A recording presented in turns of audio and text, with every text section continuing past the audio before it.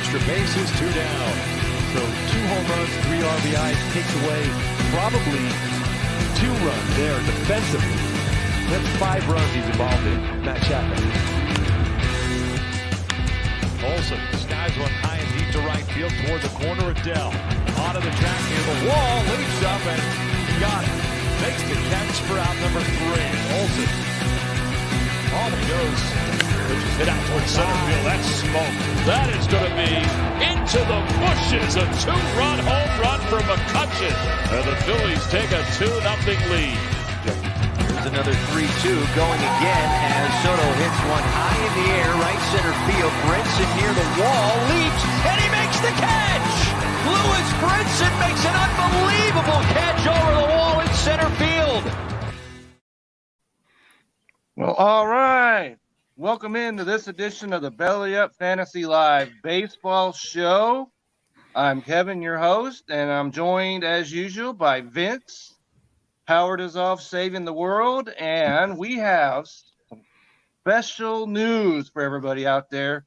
We are joined by our Belly Up's own Graham Wallace, who's here to give us his baseball knowledge and master strokes that he has, and we are very glad to have you on. Graham, how are you doing tonight? Very happy to be with you, Kevin and Vince, here tonight. Thank you very much. That's a very nice introduction. Thank you. All right, Vince, how are we doing tonight? Oh man, actually not very good. I'm a Packer fan. It's been a long day today, but we'll get through it. A little fantasy baseball will help ease my pain. I'm sure you'll be talking about that later on in the week, so we already have something to look forward to. All right, but tonight we're going to start off by talking about, as we all know, this is the last week of the trade deadline is Friday. And so, Graham, why don't you break down a little bit about what has already happened on the trade front? Yeah, certainly one of the biggest pieces with Nelson Cruz going to the Rays. I believe that was on Friday, if I'm not mistaken.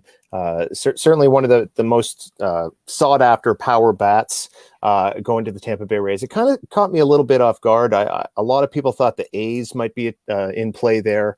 As we all know, the Rays are a pretty tight-fisted organization when it comes to who they pay or who they don't pay.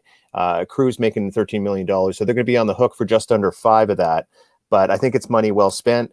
And if you take a look at the prospects that they surrendered, it was their 10th and 17th prospects. So certainly pretty good players in their own right. They might be able to help Minnesota down the road, but the Rays still have a great farm system and they still have that cupboard well stocked. And then they went and moved Rich Hill, the veteran lefty, to the Mets, and they were able to recoup some of those prospects back.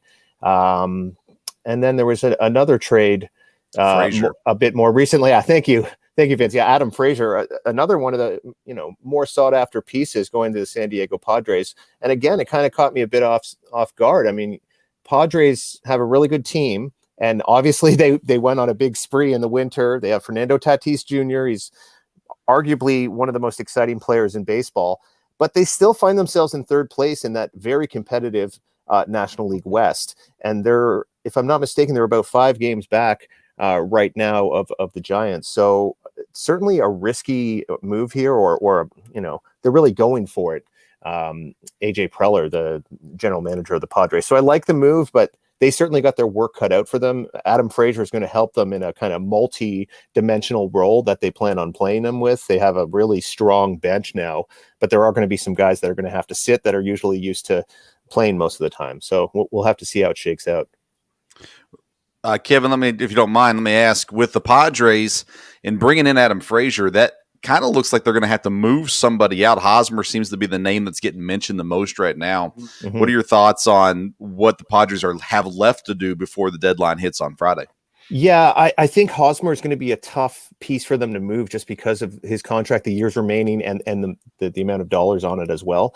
I think Will Myers is a guy who could possibly be traded or kind of squeezed into more of a fourth outfielder type of role. Jurickson Profar, it has been another guy in the outfield mix, but his numbers really aren't as high as the other guys. He's got a sub-7 OPS right now.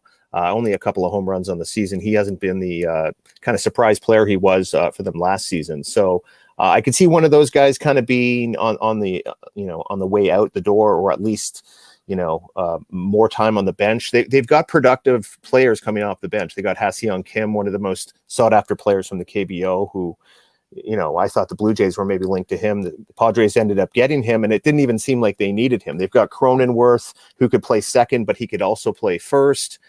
Frazier can play the outfield and second base. You probably don't want him at short. He's not known as a great defender. But, I mean, if you've got 25 really great players, or 25 good players at least, and that means a few guys have to rest here and there, that's a good problem to have, if you ask me. And they're going to play the guys who are playing well. So I'm sure they'll figure it out.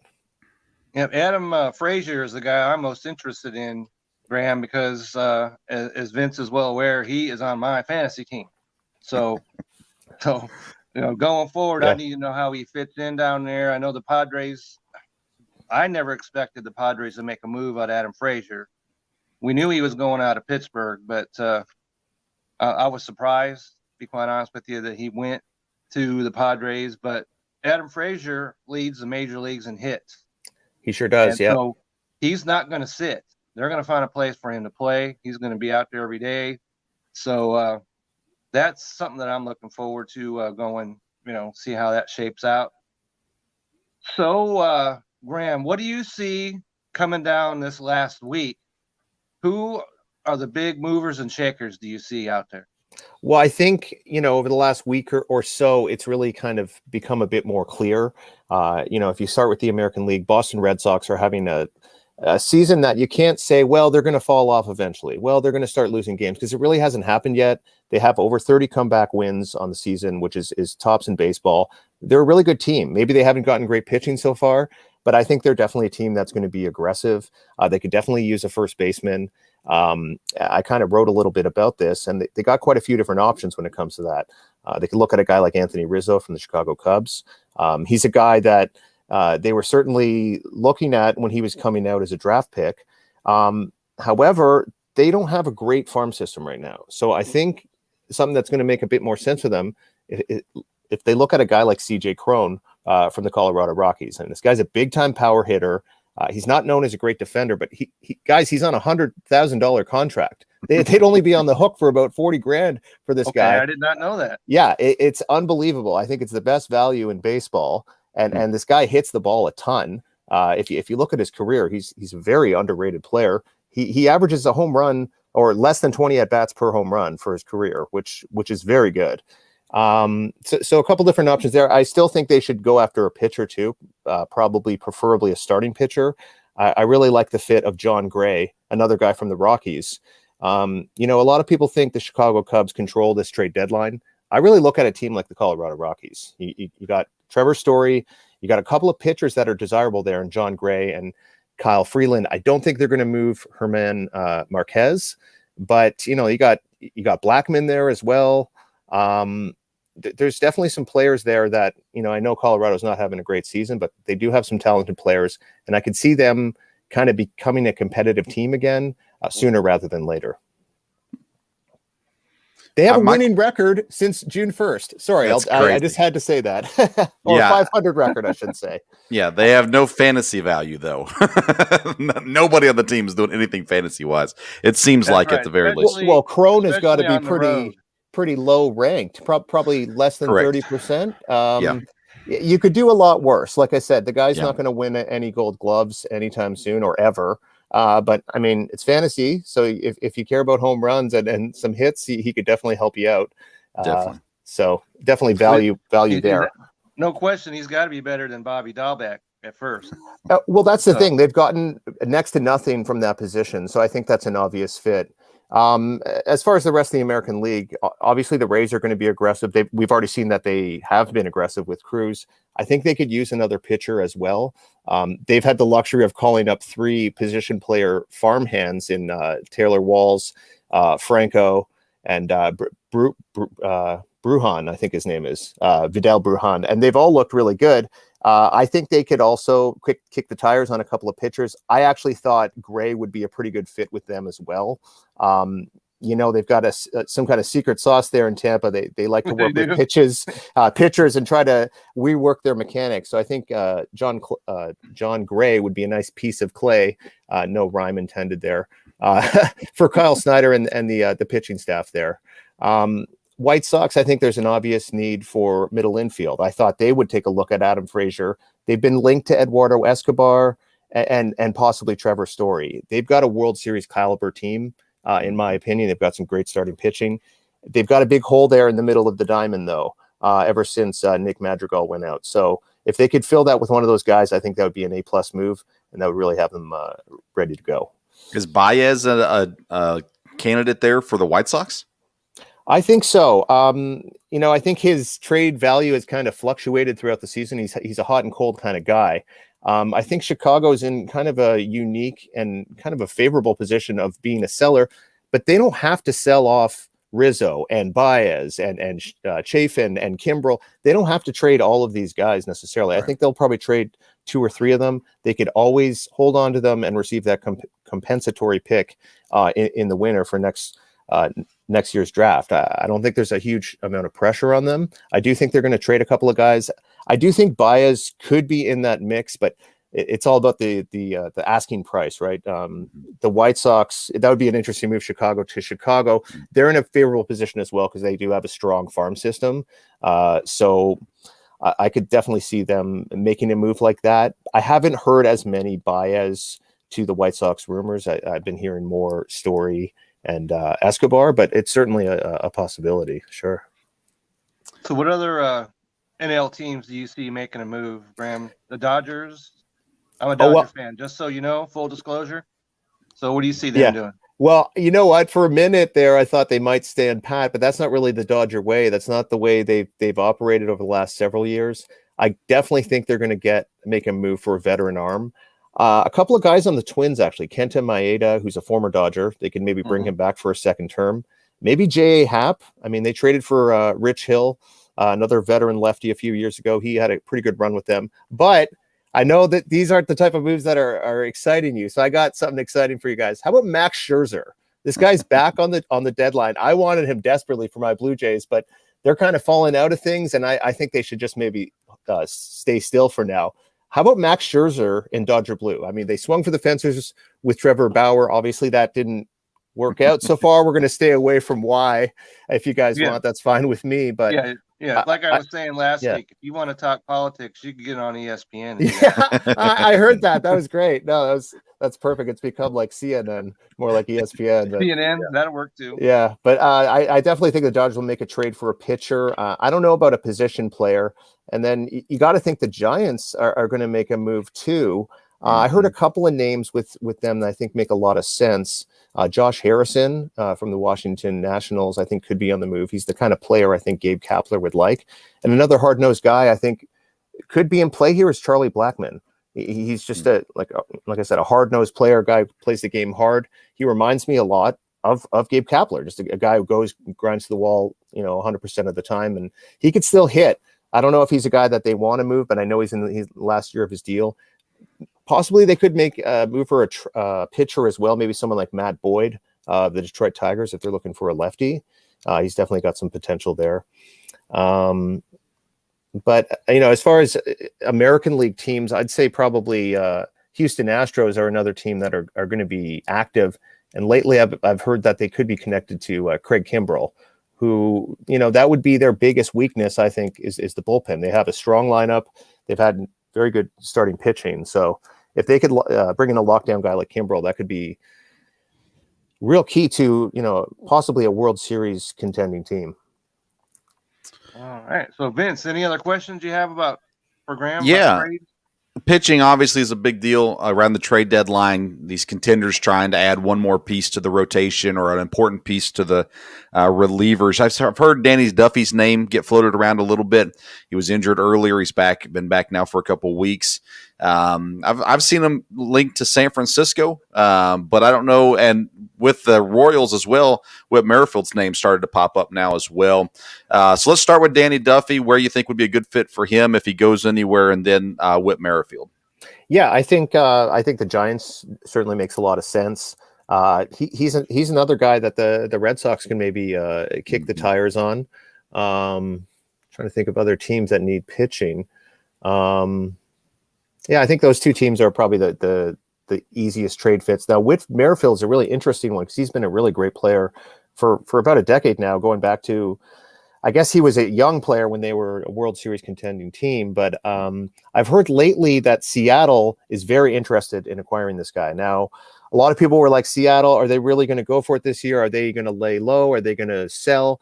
But I can't sit here and, as a Blue Jays fan, 3 games above 500, and say that Seattle should stay put or that they should sell.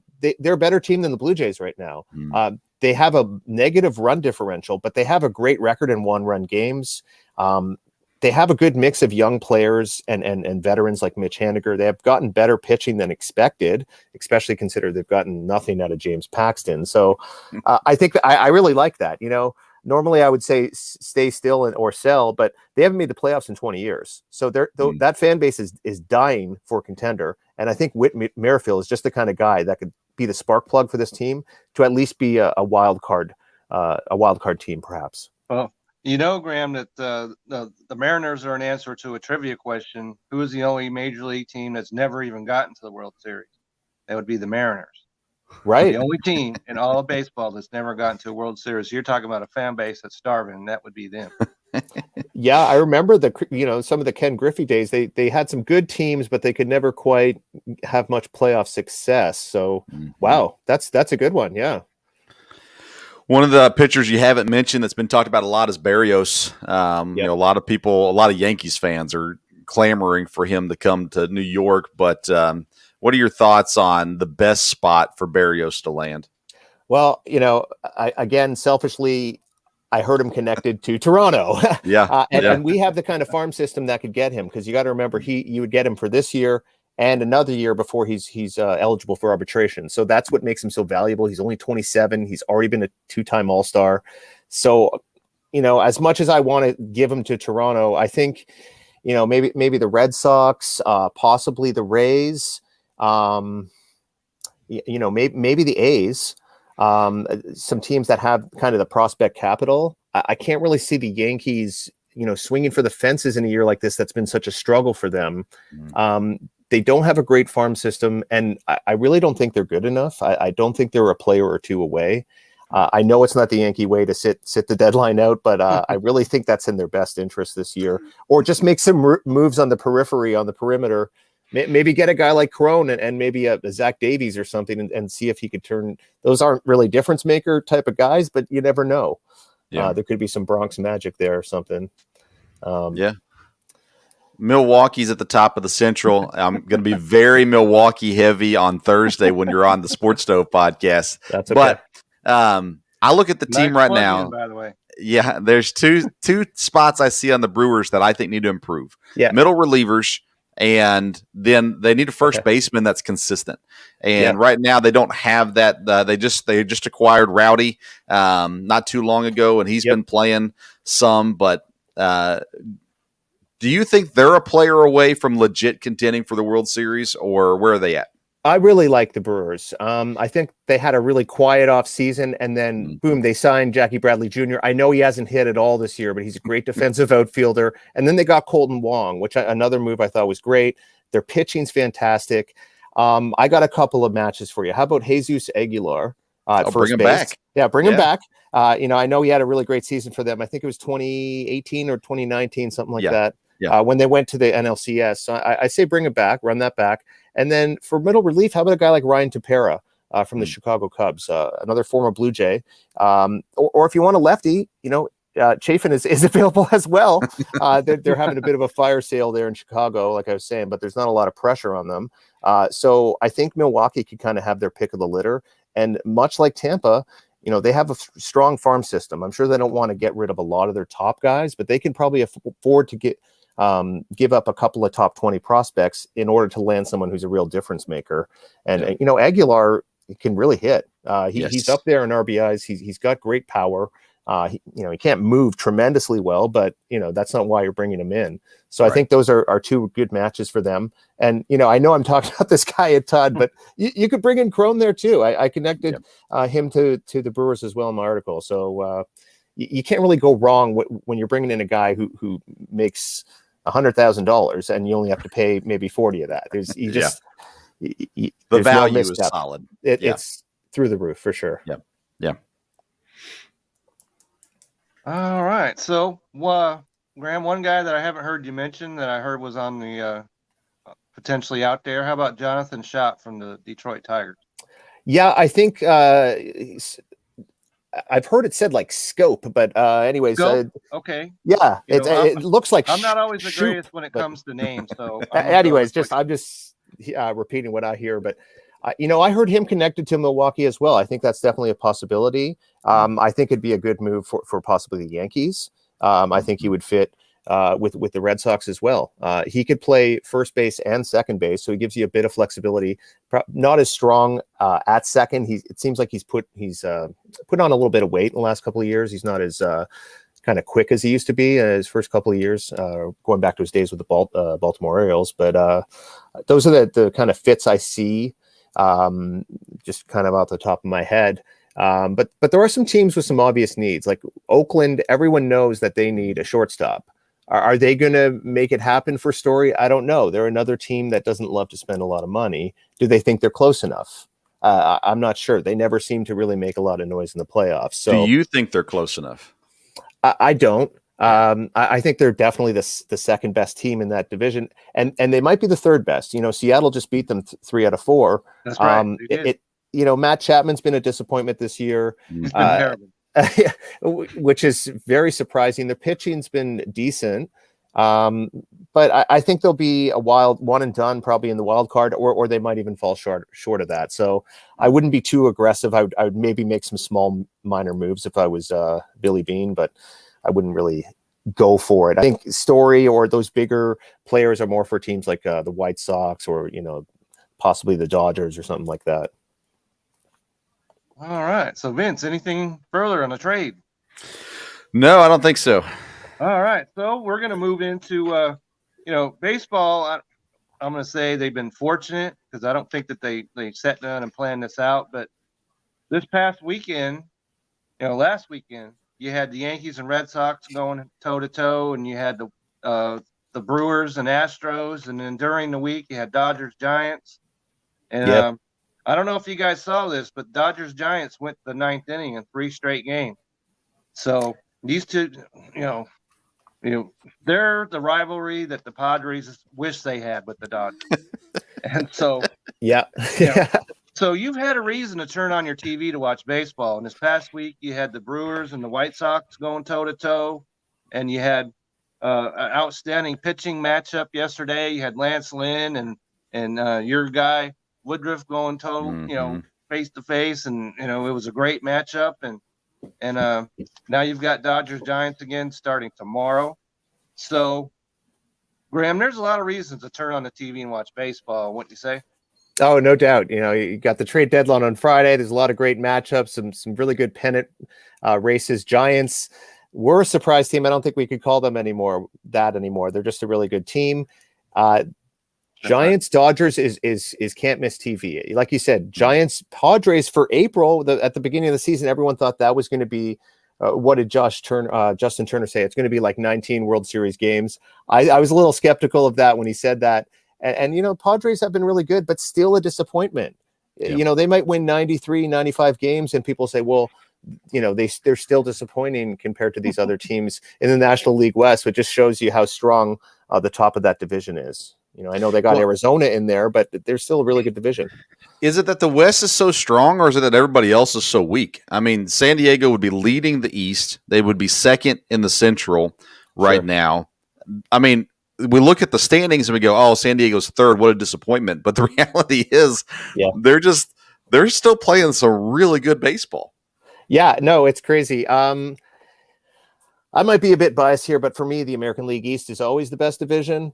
We got 4 teams above 500. I know Baltimore's no good. but they do have some really good players. To me, it's always the American League East.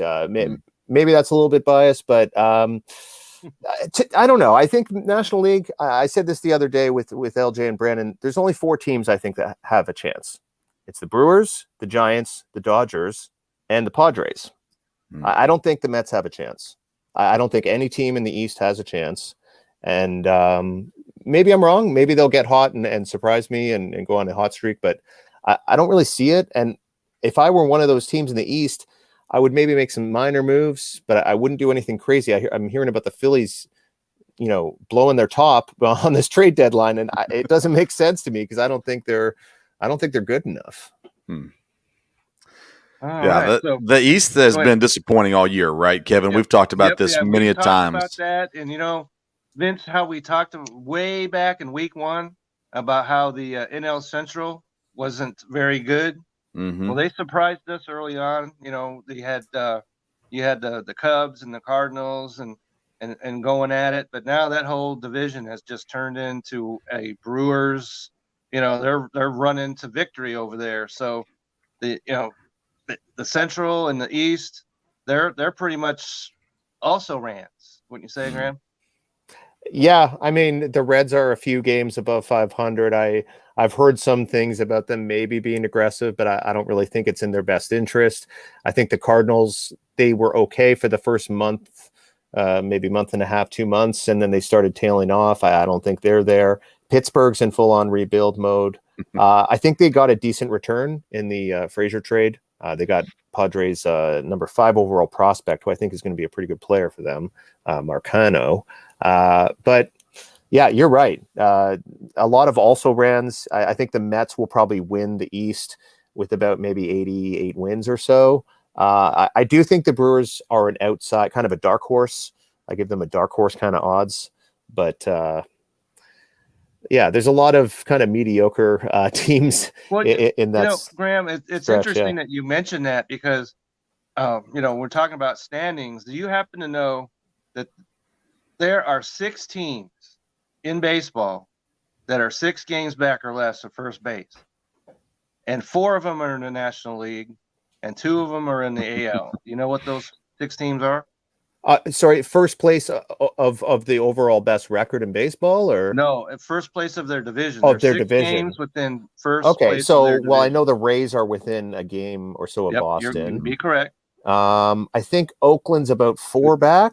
You'd be correct. Okay. I know the Giants and Dodgers are within a couple games of themselves.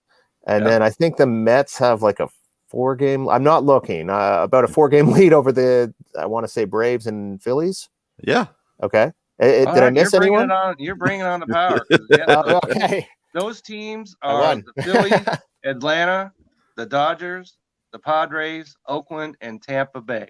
Okay. So, we're talking about standings, but the division races are pretty much over with, except for, the NL West and the AL East pretty much. So, thank goodness, I was opposed. I don't know how you feel about it, Graham, when the wild card first came around. I was like, who wants that? But it's worked out for baseball. So, yeah, I wasn't crazy about it going too much more expanded. I understand last year was a crapshoot and a one-off, but I think it's okay the way it is now. I wouldn't want them to add any more teams, but you're right. A lot of these teams would have nothing to play for 2 months, and the fans would be like, "What are we watching these games for?" Our team's maybe 15 or 20 games out, or more than that. So, I mean, I know there's some teams that are already like that, but it makes it a bit more competitive, a bit more compelling for all of baseball, which is good. Okay. Is there anybody in the American League that's better than Houston? Wow. That's a great question. They've played the Red Sox tough. They played the White Sox tough. Those are the 2 other teams. The only other team I think could give them a tough time is the Rays. Yeah. They have really good pitching. They have a very diverse lineup. They have a bunch of guys that kind of don't care if they play every day, which I think is really key to having a successful team. So I think even though the Red Sox are ahead of them in the standings, I think the Rays might give the Astros the toughest time if they were to play each other in, say, a 7-game series. But I'm right there with you. I think Houston is a really good team this year. I'd be a little bit surprised if they didn't get at least close to getting all the way. Yeah.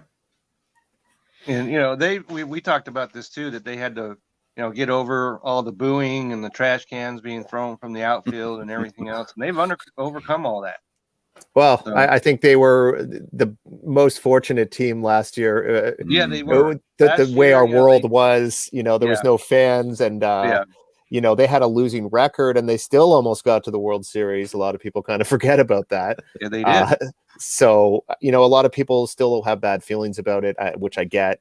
But to me, they're still a really good team. Can they win it with Dusty Baker? He's never been able to win the World Series. He's gotten to the playoffs many times, right? But I don't know. But I definitely think they could at least get close for sure. Mm-hmm. All right, so we're coming up on our half an hour, Graham. So I just want to hear what you have to say about the Cleveland Indians changing their name to the Guardians. What do you think about all that?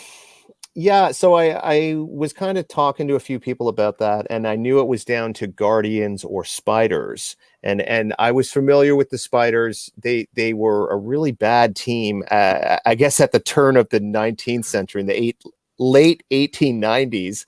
They had a season, guys, I believe it was 1899. They went 20 and 134. It's quite possibly the worst season in baseball history. But they had some really good years before that, believe it or not. I kind of thought the Spiders was a cool name, and a colleague, Julie Mulholland, the baseball intern, it came up with a good idea. They could do things like Spider-Man, special Spider-Man uniforms, maybe more of a minor league thing, but I thought that was a really cool idea by her.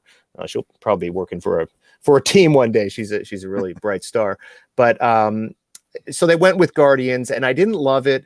And then I watched the pump up video with Tom Hanks, and I liked it a bit more. And then I watched the all positive fan reaction. They talked about how great it was, and it made me be a little bit more on board with it. It seems like if you're from there, you understand the kind of people that are from there and the kind of community that they like to have there, kind of taking care of one another and all that. And the traffic guardian, I think that's what they call it on the highway. So it does make sense. I'm not crazy about it. I think the logo, it took maybe 30 minutes on Adobe Photoshop. The guy was running up against the deadline. Someone said in the chat, it looks like Major League, and with the things on the side. So I don't love it. Maybe it'll kind of grow on me eventually, but they kind of had to make a change, and it's better than CBT, Cleveland baseball team. We don't want to see that for a whole year, right? Yeah. So Vince, I know you've talked about this on your own show. Yeah. But can you just share a couple of your thoughts about this? Yeah. First of all, I want to make very clear, I could care less what Cleveland's baseball team name is, but I didn't feel like there was a need for a change just because it was the logo. I understand the changing of the logo from the Chief Wahoo, getting rid of that logo. That made sense. I had no issue with that whatsoever. The pressure to change from Indians, I was like, okay, well, are Cowboys, offended by Dallas? No, they're not.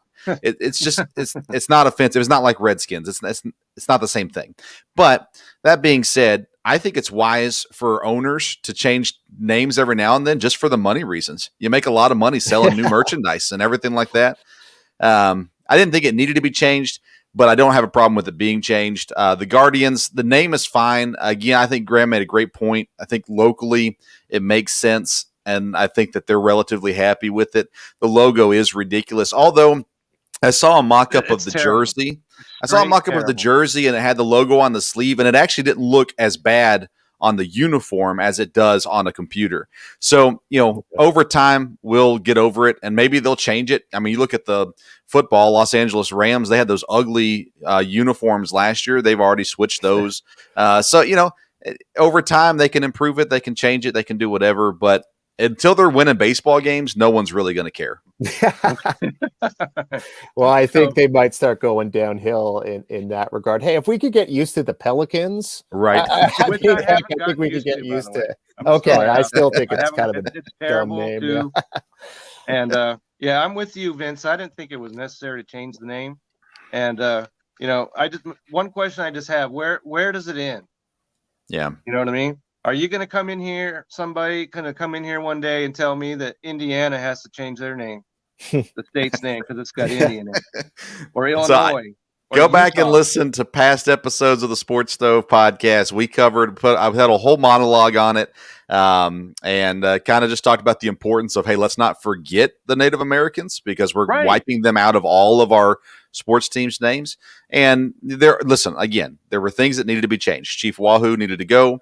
Yep. The Redskins name needed to go. Yeah.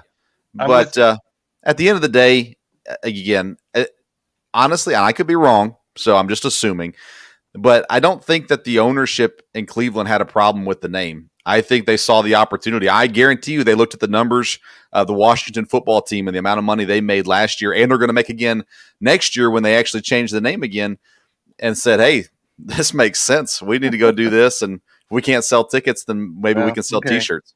All goes back to money. Yeah. Well, once one team does it, one last thing, Graham, we're going to talk about with you is I want to get to what you think about what's going on with your main Mercedes.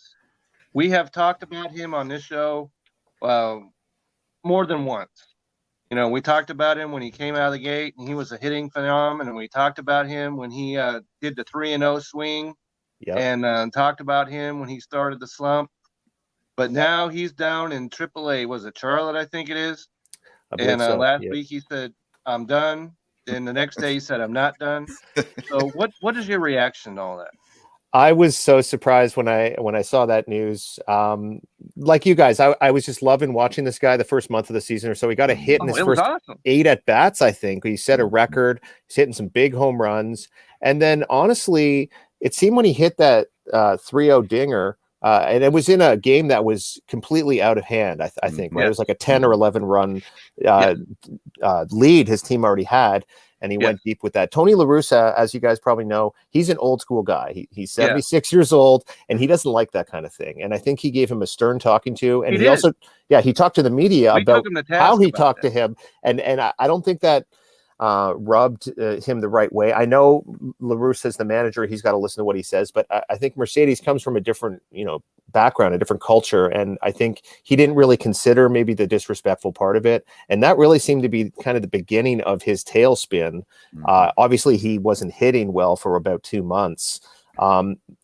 As we know, baseball's a really hard game. If you can fail 75% or 70% of the time, that's considered amazing. So when you're failing 85, 88% of the time, it starts getting really tough, and it starts getting up here, it starts getting mental. And I think that's what this is. And sometimes when you're getting those kind of problems in your head, the best thing to do is to step away. I don't think he should retire. He's only 28. I think he's got a really good future, but maybe he needs to step away, think about what's important to him, maybe try to seek some resources, try to seek some support, and then maybe come back next season. Or if he's ready to come back for the stretch run and he's ready to contribute and do his role, play his role, and not kind of overstep that, maybe he could be a factor this season, but I don't really see it. I think he's got to get his head right first. Right. So, Graham, we sure appreciate you coming on board with us tonight. Yeah. And can you let the listeners out there know where they can find you? What are you working on? Yeah, of course. Well, first of all, thanks for having me, guys. I've definitely watched this show a few times, and it's great to be a part of it. I kind of redid my social media a little while ago. It's now Bus Wallace with the B and the W capitalized. So that stands for Belly Up Sports. I kind of like the ring of it. So you can find me there on Twitter. It'll be lower cases if you want to look for me on Instagram, Bus Wallace, all lowercase. Facebook is just my name, Graham Wallace. You see there, not on there as much, but always writing about baseball things. Always got an article or two coming out pretty much every week. I've been doing more multimedia things, different videos and podcast appearances as well. So it's great to collaborate with my Belly Up Sports colleagues here. So thanks again for having me on, guys. Sure appreciate you coming on. So all right, Vince. So I guess we're going to move into the fantasy Thanks, Graham. portion. Okay. See you guys. See ya. All right. So, Vince, let's start in with some pickups that you have on your mind for for fantasy rosters. All right, so I got a couple guys. I got three batters and 2 pitchers for you. San Francisco's Wilmer Flores is a guy that I'm keeping an eye on right now. He's doing really well as of late, and I don't know if he can contain or carry this through or not. But at the moment, he's playing well, and he adds a lot of versatility, position versatility as well. So he's a guy to watch for. G-Man Choi is hitting really well again in Tampa. He goes through stretches, so you kind of got to pay attention to him, because he's going to go through good stretches and then he's going to tail off and then he'll come back. But when he's swinging the bat well, he is worth having on the team. And then a guy that I just picked up was Dalton Varsho out of Arizona. He's catcher and outfielder eligible. My hand way up. He has been crushing the ball. I watched it. I almost picked him with my last draft pick in one of my leagues this year, because I liked the flexibility with the catcher and the outfield. Yeah. But he just wasn't going to get consistent playing time at the beginning of the season. Well, with the trade deadline coming, people are getting moved, injuries, different things. Now he's getting that playing time, and he's producing very, very well also. So those are the 3 batters I got. Then pitching-wise, another Diamondback, Merrill Kelly. He's had a decent stretch here as of late. Okay, and he's on my article that dropped earlier today. Okay, and then the other one, surprisingly enough, is a Pirate, Chad Kuhl. He has been, his last couple starts especially, he's been productive and can be helpful in a fantasy lineup. Again, Pittsburgh's not going to win a lot of games, so if you're going for the W, you probably shouldn't pitch Kuhl. But if you're just looking for stats and things like that, he's going to be a guy that's going to be able to help you out here and there as well. So those are my pickups this week. Okay, so the guy at the top of my list, Vince, you already talked about him. That's Varsho.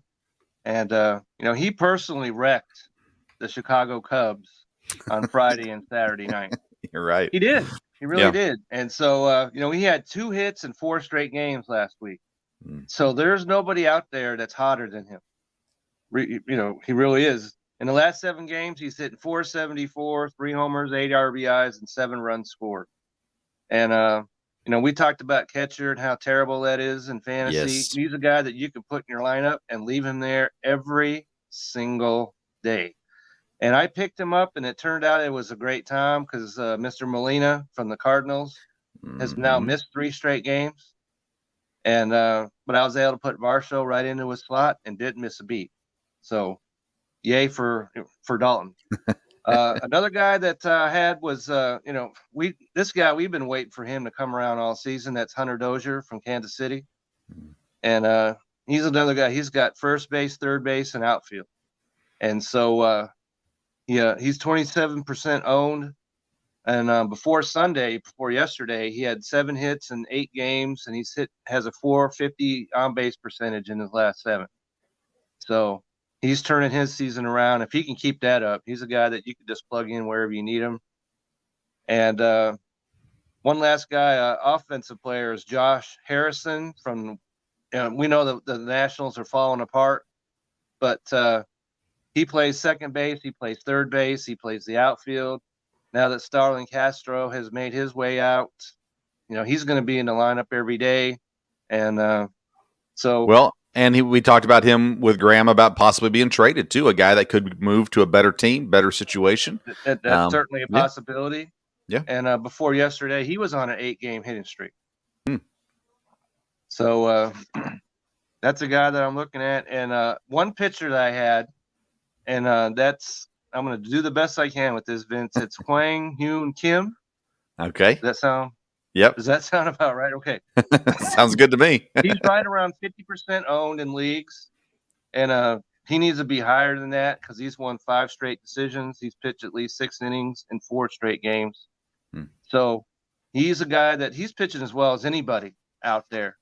And so if you have a guy that who doesn't have a need in their starting rotation out there in fantasy, I do. Because all of my pitchers went down last weekend. So so he's the guy that tops my list. So, but, if you're going to add somebody, that means you have to drop somebody. So, Vince, who do you have as drop candidates? I've got one name for you tonight, and it's not probably what you would think, because usually I'm talking about guys that are 60% owned, 70% owned. But it's Matt Chapman. And we talked about him earlier in the program with Graham. But I think at this point he's not giving you what you need. If you can trade him, by all means trade him. But he's a guy that you got to start looking at. Okay, what can I get somewhere else now? I need a third baseman that's going to be giving me something. And Matt Chapman's not doing it. We saw that happen with Eduardo Escobar earlier in the season. We saw it with who's the Cincinnati Suarez. Saw it with him as well. Guys that in the past have produced, they're just not producing right now. So you might want to hold on to them for hope. But at this point, if you're trying to get wins so that you can make the playoffs in your league, Matt Chapman probably shouldn't be on your roster. Yep, I have to agree with that. And he's a guy that has actually been on my fantasy team, not this year, but in years past. Mm-hmm. So I wasn't, I'm not crying now that he's not on my team. So, but a guy that needs to be dropped, and I mean right this second, is Nick Solak of the Texas Rangers. And you know why, Vince? Because he's not even in the major league. He got sent to AAA on Friday, yet he's still owning 60% of leagues. What's going on with people? Are you playing just to win hoping out there, or are you not? They're either just really hoping that he comes back refreshed and maybe gets some mechanics worked out in the AAAs and gets right back. But no, as soon as they get sent down, we had to talk about that with Mercedes earlier this season. As soon as he got sent down, boom, he's got to go off the roster. There's just no reason. We've seen it with Seattle early in the season. They had their big prospect come up. As soon as he got sent down, you got to drop him. We saw it with Keston Hira. Plus, he's just not playing well anyway. Right. Course. So, which is why he's in AAA. Right. So there's no reason to hold on to him.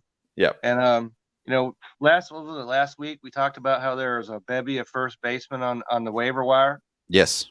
So I have a couple of first basemen. How about Miguel Ceneaux? Mm-hmm. Is it time to, I think it's time to set sail on him. He's hitting 195, 167 in his last 7 games.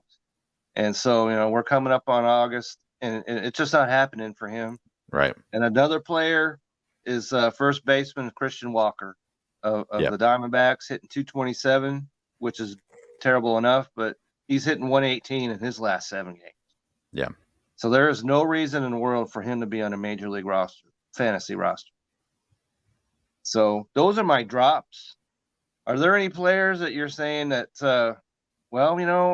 maybe he's not playing too well, but I should keep him around?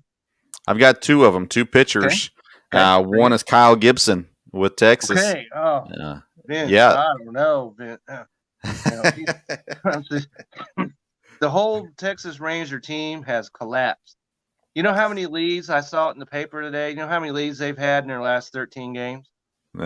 1. For 1/2 of an inning. Yeah, that's not good. Terrible they are.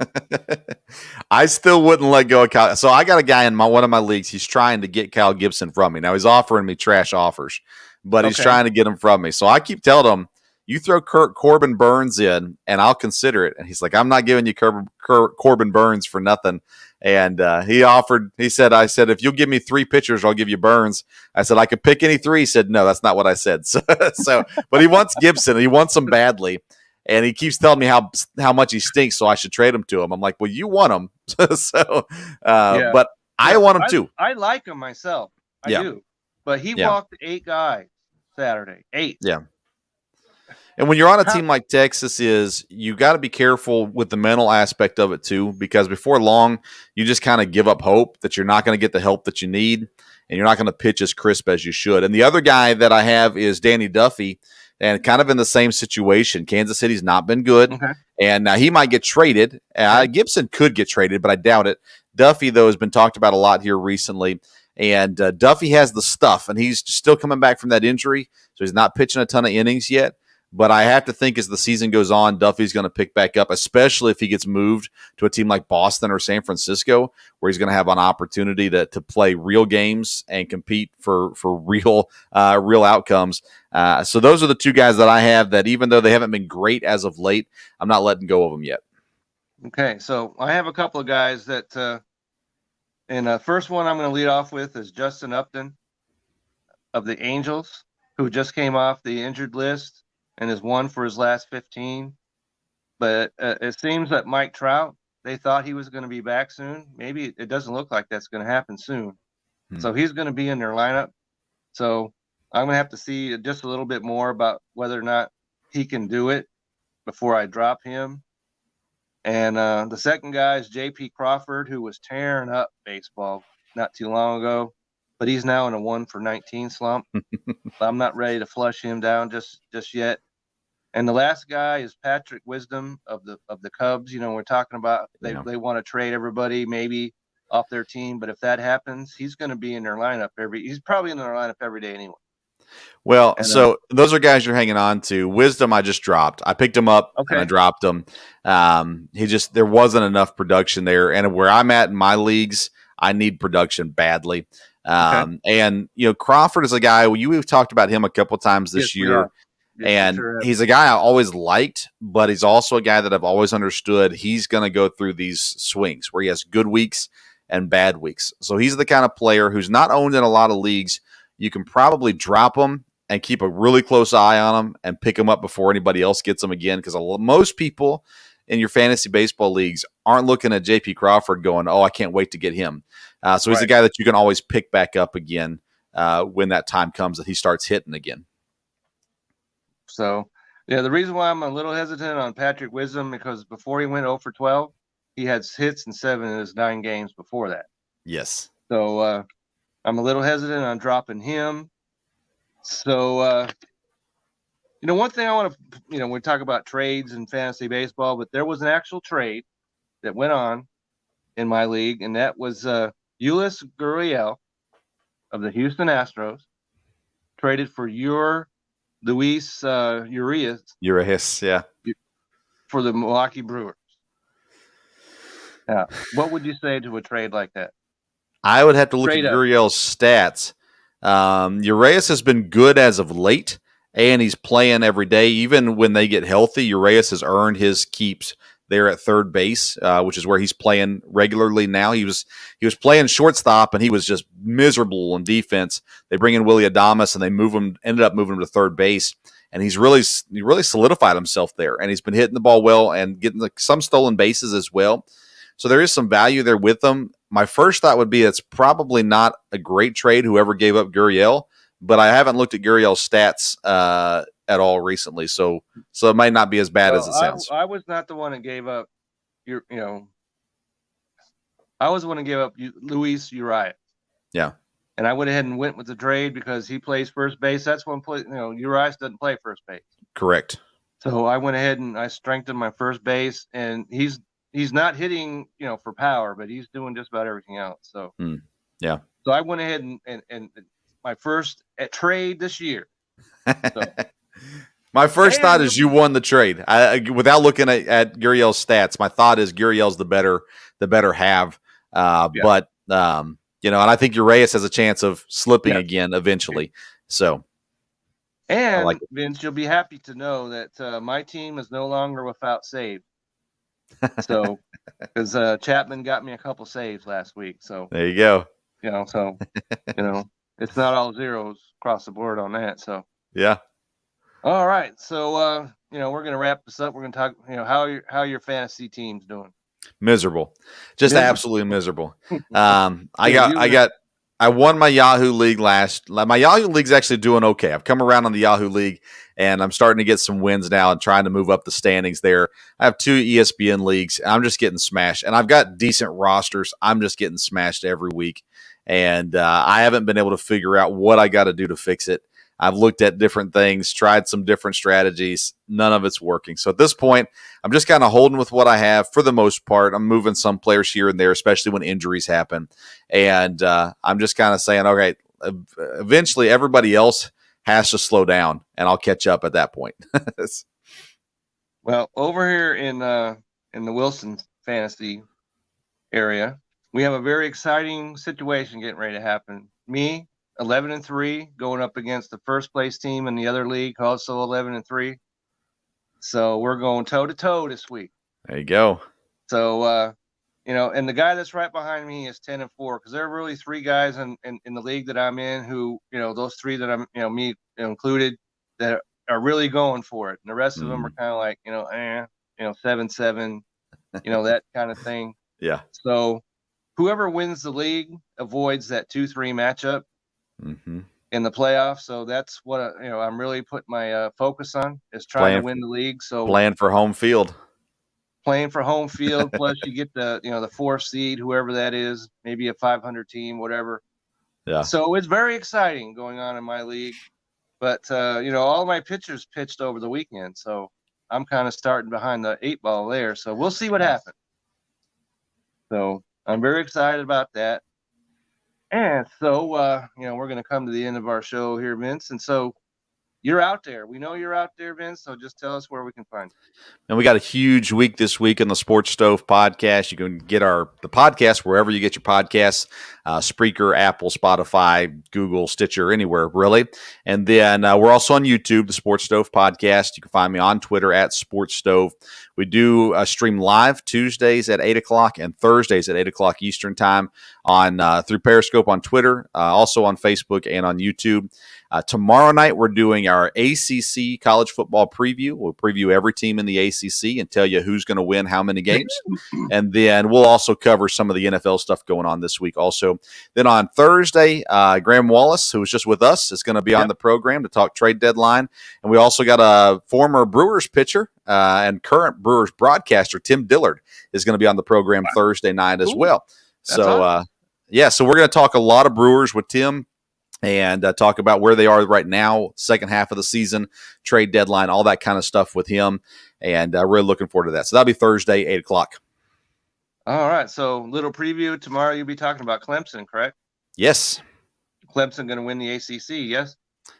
They should. Okay. So there you go. A little spoiler for you. So you can find me out there on Facebook, Twitter, and YouTube. And on Twitter, you can always find me at Kevin62, WILSEA. And you can always go to the website, the Belly Up Fantasy side. I know that Graham, he writes for the main site. I write for the fantasy side. So there are 2 sides of that. You need to check them out both. All right. So, there's some exciting things getting ready to go down in the Belly Up family. So, but I'm always on the fantasy site. I dropped an article. I just did it earlier today on this very subject and fantasy pickups. So check that out. And I'm always looking for. And there was a lot of people. We talked about Varsho earlier. There's a lot of people who are interested in him, and they were talking to me about that. And I sure appreciate you guys doing that. So we're about out. Vince, any final thoughts? Man, I don't think so. We're in the full-fledged second half right now. We are, and stretch run. So the teams on the top are looking good, and now it's kind of can they maintain that hold, and who's gonna take the leap in the West, the NL West especially. That's intriguing for sure. Yeah, it absolutely is. And so we always Mondays. We are Mondays now, right here, 8 o'clock, and that's Eastern. So I found out when I was on Vince's show a while back, there's a difference. There is. Because I'm in the Central Time Zone. But anyway, we thank you for everybody that joined us. And, of course, we thank Graham for being on. And you guys have a great night. We'll see you next time.